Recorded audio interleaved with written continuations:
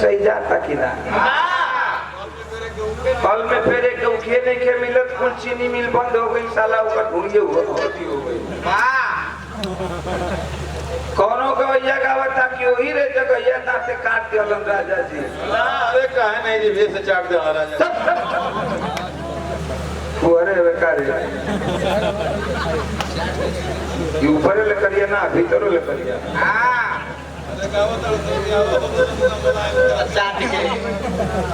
कबो कबो हम सोचीला कि कौन साला जगह रहे कि दांते काट देले रहे। अरे भैया तू आदमी का विरोध पता लगा देले हो के पता लगौले बा राम रहीम आसाराम वही आश्रम का तू चेला बड़े तमाम गीत हम का गौले रही माटी का चीज गौली अपना खेत खलिहान का चीज गौली देके जहां तक भोजपुरी सुनल जात रहे जानल जात रहे लोग सुनल ये तक गौले रही का गौले रहे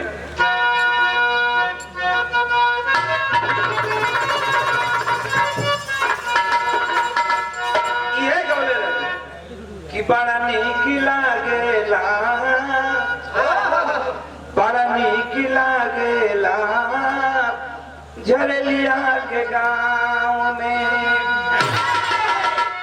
हरे रमनवा हरे रमनवा देखी देहाती हाव भाव में बड़ा नीक लागेला झरलिया के गाँव में। लेकिन आजकल के लइकवा गावता से का गावता सा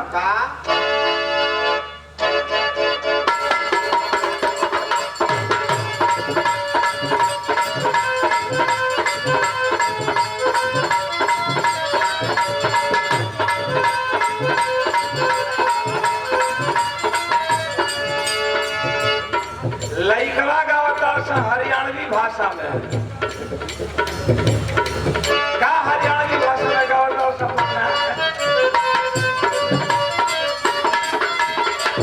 दोनों लड़की कहते कि ऐसे नीलेख जनी मखना रे अरे ऐसे नीलेख जनी मखना रे मोरा बदन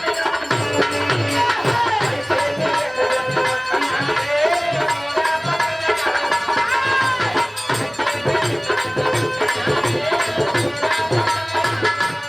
अब जीरो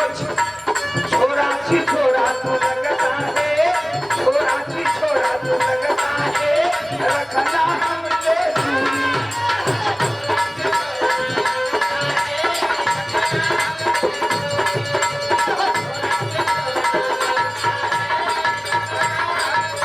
इतना बात कोनो लड़की कहले हुए तो हरियाणवी भाषा में लड़का ऊपर जवाब देता का